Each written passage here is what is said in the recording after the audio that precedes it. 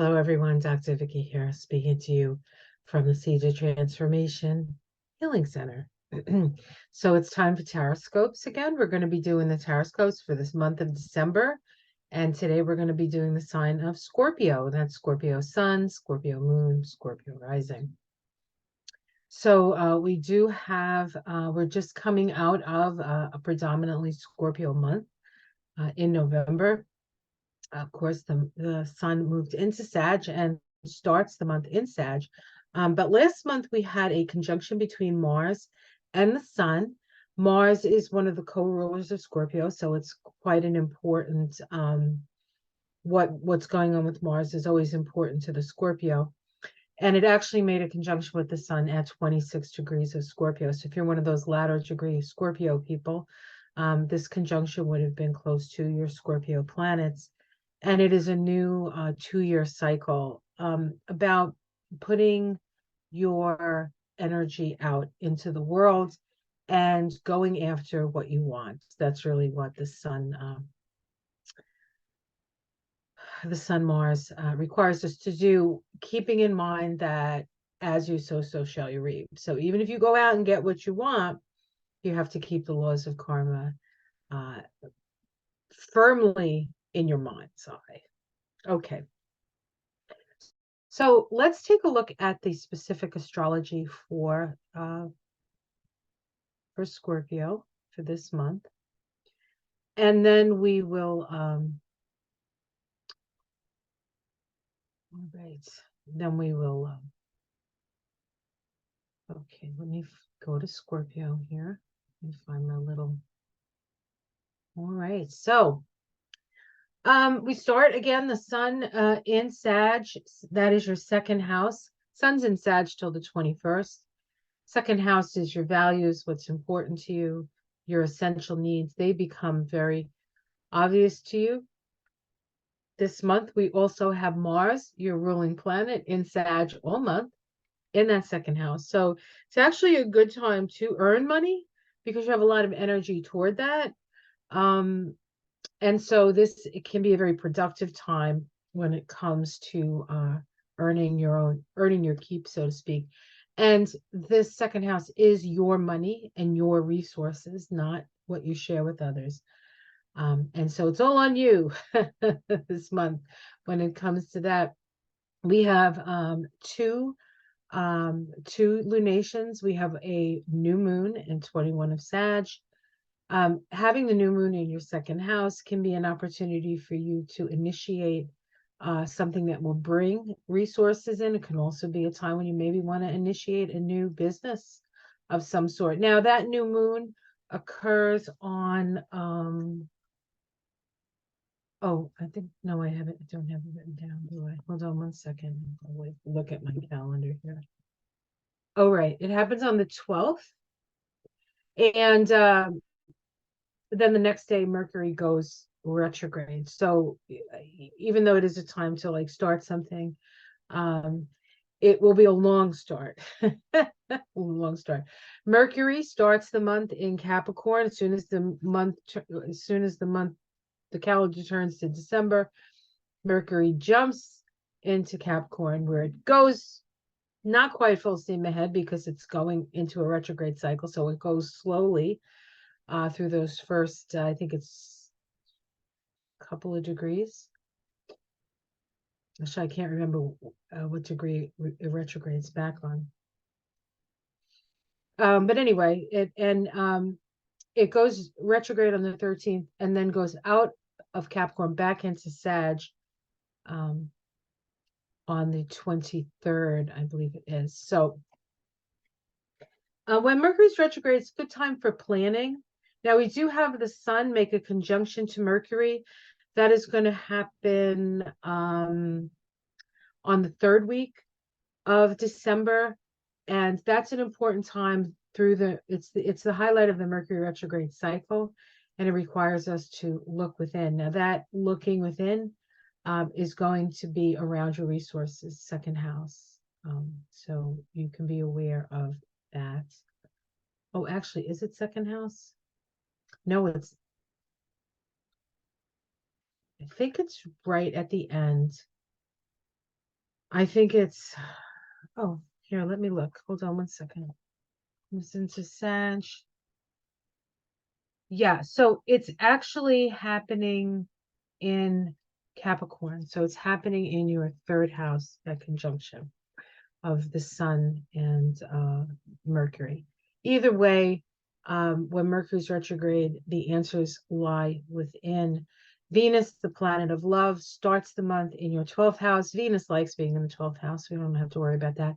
Crosses your ascendant, and then moves into the first house where it spends most of the month from about December 4th to December 29th. It's in there. And then on the 29th, it moves into Sagittarius, into that second house. That's when you might start to see some resources come your way from all the work that you've put into working on your own resources and your own resourcefulness. We have, so the new moon is in the second house. The full moon, which is a full moon in Cancer, is happening in your 9th house with, of course, the sun opposite that in the 3rd house, activating the axis of the mind, This is details, this is information, and this is what you make of that information. So there will be an illumination around what you believe to be true. The light will be on that, and we will see. And it is an emotional time. The new moon is the full moon is in Cancer, so there's emotionality to this. But you're no stranger to emotionality, Scorpio. Jupiter, the planet of expansion, which has been moving retrograde now for a couple of months, finally stations direct, but that doesn't happen till the end of the month. So Jupiter is moving very, very slowly backwards, only goes about 2 degrees this month, 2 or 3 degrees. But at the end of the month, it stations and will go direct, moving into 2024.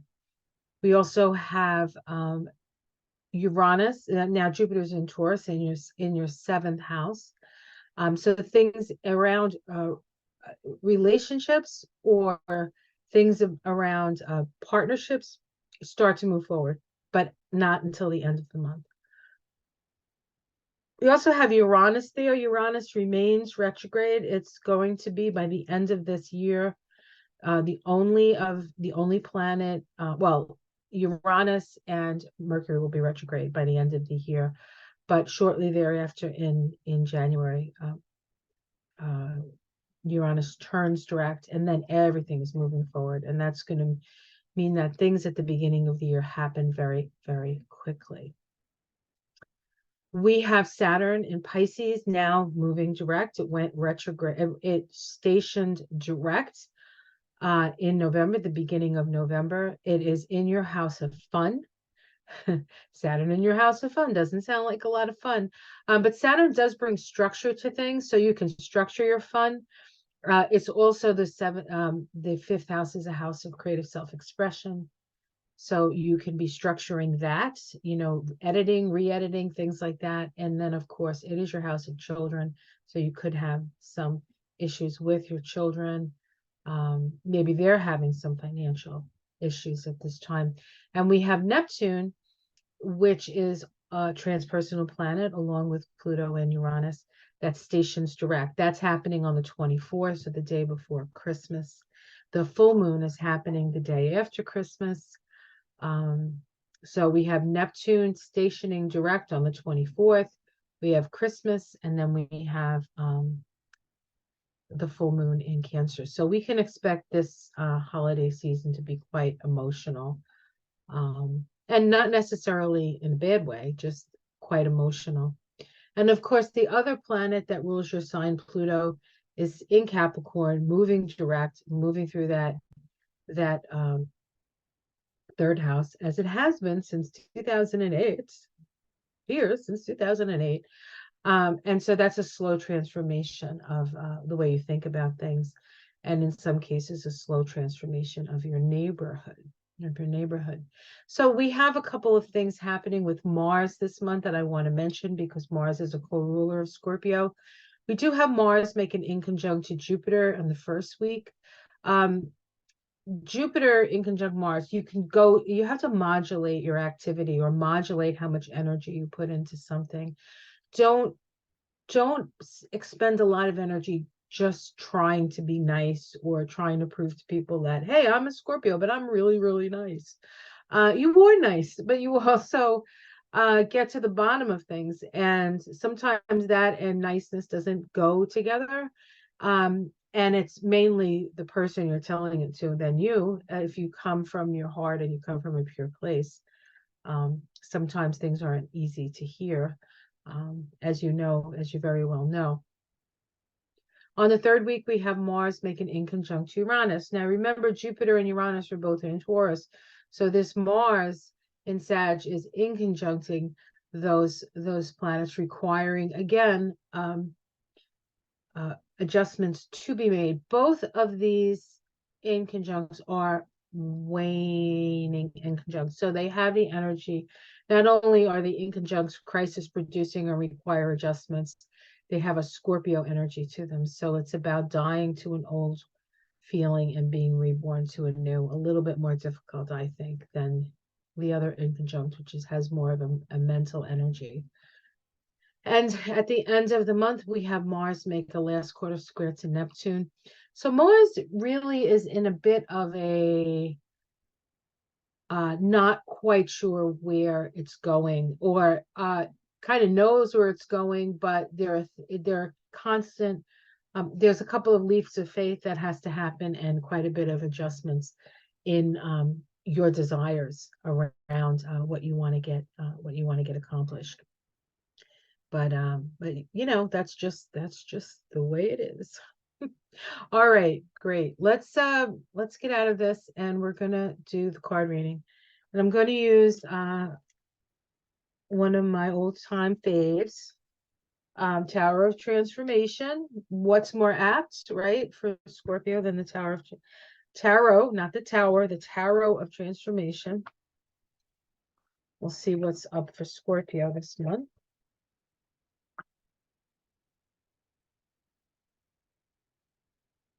What is up with for Scorpio this month?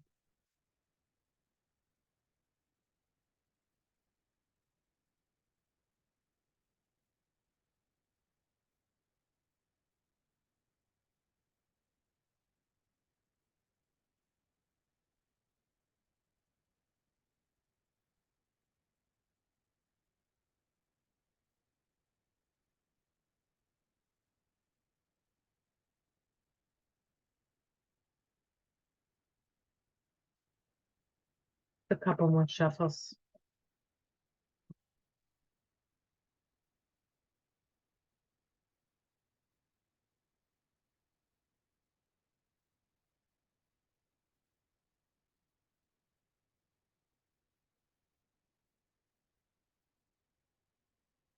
Okay. We start with 21, Cosmos. This is the World card. So we're at the end of a cycle. And this is also a period of manifestation. Something is being manifested onto the physical plane. And in that manifestation, we're bringing that project to an end and we're starting a new project. Let's see the challenge to that. Opening to the angels. This is the Seven of Wands. This card says that you need to keep all your chakras open, all your energy centers open and clean and moving. So it's going to take a lot of maintenance this month to do that. You're actually moving a lot of very intense energy right now. And it's an intense time, right? So let's see what's underneath it all. Integrated work or integrating work, integrated work. This is about finding the work that makes your soul sing. And I think you might need to keep your chakras open and clear for that, and even maybe explore the chakras to connect with that which brings you the most satisfaction and joy. You know, they say if you do what you love and love what you do, you never work a day in your life. So when I say finding the work that you love. It doesn't mean necessarily working for the man, although if you like doing that, that's fine. It's always nice to get somebody to pay you for something, right? Like that. Um, but it is really coming down to not just fun. If you know what it is, it means do it, right? If you're like, well, I know, I don't have to look for it. I know exactly what I want to do. I know exactly what I'm here to do. So what this card on the bottom is saying is just do it. In the past, we have the star. So you've spent some time in meditation and introspection. You found your guiding star. This indicates that you probably do know in what direction you want to take yourself. In the sky, the teacher of cups, exploring the inner landscape. This is about doing just that, exploring the inner landscape. This could mean that you are doing therapy for people. Maybe you're working as a therapist or a social worker, or you're doing something, or that's the kind of work that's going to help you. It either means you're doing it or you need to do it. So if you're doing it, great.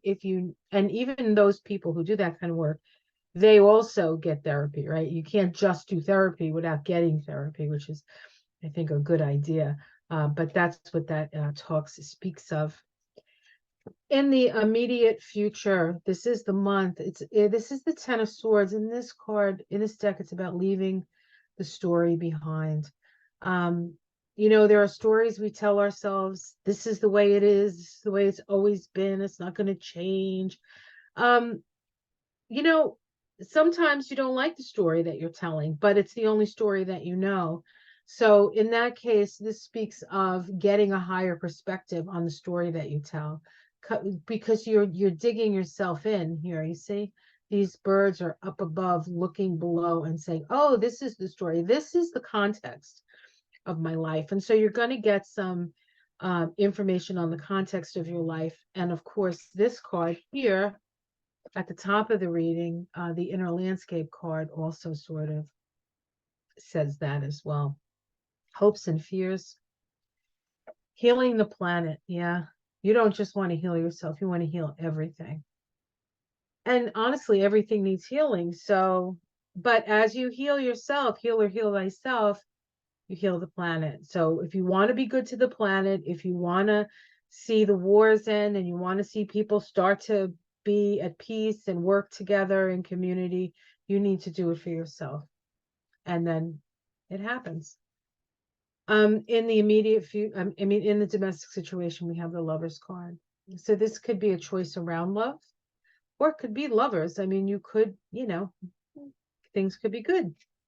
But it is about choices around love.